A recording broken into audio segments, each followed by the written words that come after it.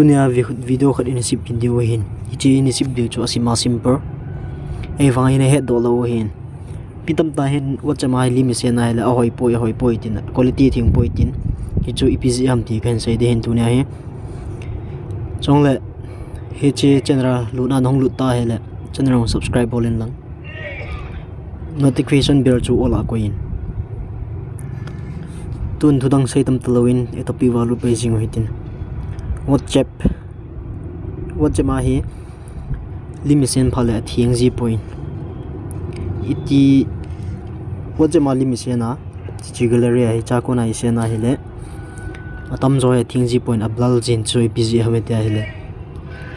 setting langa bol to lo khonom hin WhatsApp setting a lunin lang setting lo zo phale ven lang la hol cha storage and data ki te hin lunin lang storage data hi anoi pen media okay chevan anoi pen ai ven lang je photo upload quality ki tin chi quality he chi auto recommended chai auto he ja he na phone a net a hoi phale alim chu thing sana lu ji a hoi lo phale dal de do lu ji hi na chi automatic nga hin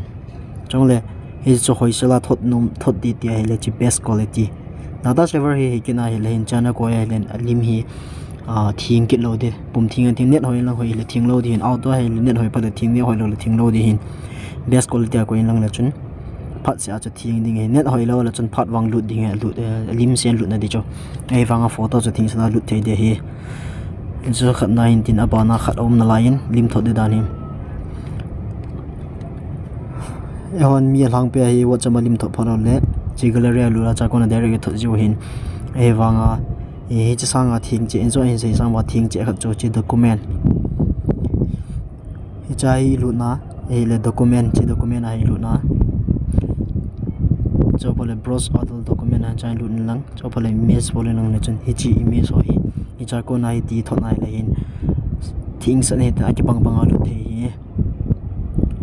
che bang hi ti thot ni ti lu de hin na jpg lu de hin hi che wa hi thing san he tai inzo sang a chu thing zo hi